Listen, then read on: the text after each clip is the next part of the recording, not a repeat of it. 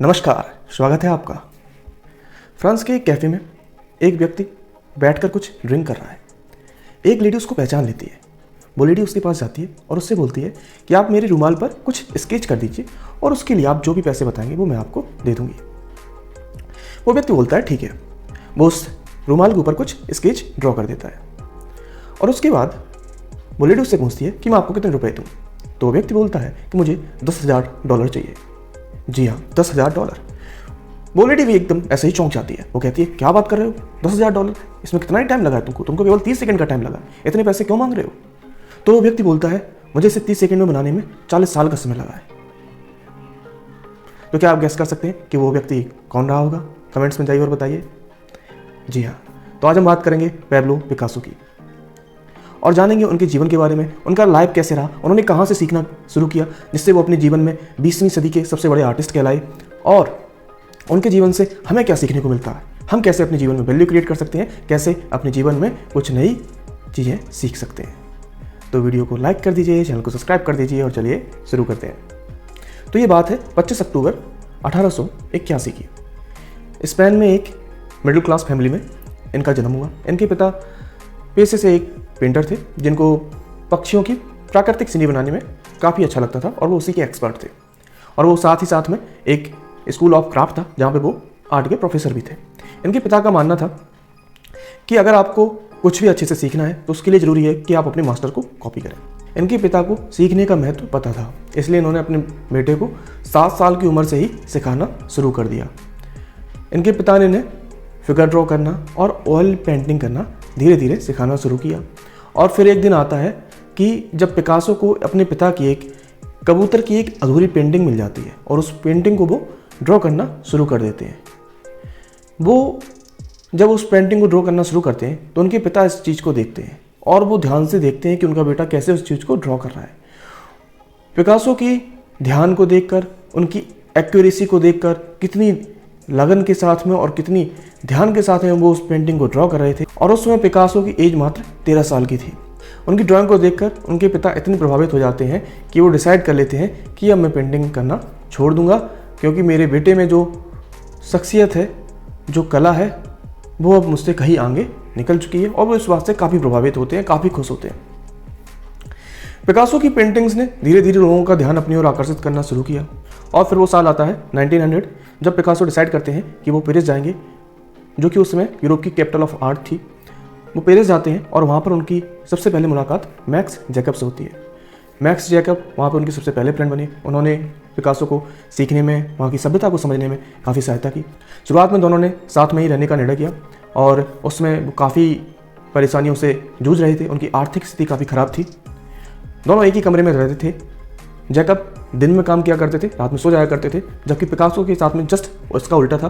वो दिन में सोते थे और रात में काम किया करते थे। रात में वो अपनी पेंटिंग्स ड्रॉ करते थे। सर्दी काफ़ी ज़्यादा होती थी तो कमरे में आग को जलाना पड़ता था, और उसके लिए पिकासो कभी कभी अपनी पेंटिंग्स को ही, जो वो ड्रॉ करते थे, उनको ही वो जला दिया करते थे। तो इस तरह इन्होंने शुरुआत में संघर्ष किया और धीरे धीरे आगे बढ़े। फिर वो साल आता है सन 1901, जब वो पहली बार अपने एक दोस्त फ्रांसिस्को के साथ में एक नोवेल लॉन्च करते हैं जिसमें वो कार्टून्स ड्रॉ करते हैं, और उन कार्टून्स में गरीबी को और गरीबी की प्रति संवेदनशीलता को काफ़ी अच्छे से दर्शाते हैं, जिसकी वजह से काफ़ी नोवेलिस्ट इनसे प्रभावित हो जाते हैं और इनके साथ में काम करना चाहते हैं। धीरे धीरे इनके काम को लेकर लोगों में रुचि बढ़ती जाती है और ये धीरे धीरे अपनी सफलता की ओर बढ़ना शुरू कर देते हैं।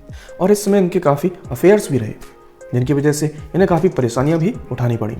इनकी पहली पत्नी के साथ में इनका डाइवोर्स हो जाता है और फिर ये अपनी दूसरी शादी जैकलिन के साथ में करते हैं। इनके 4 बच्चे भी हुए। धीरे धीरे जैसे जैसे समय बीतता है तो इनके समय में ही वर्ल्ड वॉर सेकेंड भी छिड़ता है, और उस समय ये फ्रेंच की सिटीजनशिप के लिए अप्लाई करते हैं, बट इनके थोड़े से एक्सट्रीमिस्ट व्यूज़ होने की वजह से इनकी सिटीजनशिप रिजेक्ट कर दी जाती है, और ये बात कुछ समय बाद लोगों को पता चलती है। शुरुआत में इनकी जो पेंटिंग्स थी उनमें ये ज़्यादा कलर्स का यूज़ नहीं करते थे। जैसे कि शुरुआत में इनकी जो पेंटिंग्स थी उनमें केवल ब्लू कलर का ही यूज़ था। उसके बाद एक रोज़ का ट्रेंड आया जिसमें इन्होंने सिर्फ रोज़ कलर का यूज़ किया, और इस तरह के कई अलग अलग पेंटिंग्स में इन्होंने इनोवेशंस किए, डिज़ाइन में चेंज किया। और फिर वो समय आता है 8 अप्रैल 1973 का, जब इनकी उम्र करीब 91 साल की थी। ये अपने दोस्तों के साथ में, अपनी सेकेंड वाइफ जैकलिन के साथ में डिनर कर रहे थे, रात का समय था, कि अचानक इनको हार्ट अटैक आ जाता है और जिसकी वजह से इस आर्टिस्ट की यात्रा का अंत हो जाता है।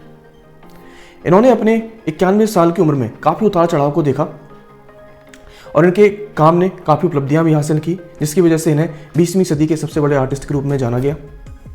इन्होंने पेपर आर्ट में भी काफ़ी इनोवेशन लाए और उनके देहांत के बाद एक बहुत ही अजीब सी घटना होती है। इनकी जो सेकंड वाइफ जैकलिन थी, वो इनके बच्चों को, जिसमें पैलुमा एंड क्लॉड को, इनकी शोक सभा में सम्मिलित होने से मना कर देती है, जिसकी वजह से क्लॉड को काफ़ी बुरा लगता है और वो कुछ महीनों बाद सुसाइड कर लेता है। और इन सब की वजह से जैकलिन भी काफ़ी दुखी हो जाती हैं और एक समय के बाद वो खुद को भी गोली मारकर आत्महत्या कर लेती है। तो पिकासो की लाइफ में हमें काफ़ी सक्सेस देखने को मिलती है, आर्टिस्टिक वर्क देखने को मिलता है, काफ़ी ड्रामा भी देखने को मिलता है और ये भी देखने को मिलता है कि कैसे इनकी मृत्यु के बाद इनका फैमिली पूरी तरह से बिखर गया। और इस तरह से एक 20वीं सदी के सबसे बड़े आर्टिस्ट की कहानी में हमें हर तरह के रंग देखने को मिलते हैं। अब जो सबसे अधिक इंपॉर्टेंट बात हमें सीखने को मिलती है, वो हमें रेस्टोरेंट की स्टोरी से सीखने को मिलती है, जब वो बोलते हैं कि इस 30 सेकंड को ड्राइंग को बनाने में मुझे 40 साल का समय लगा है।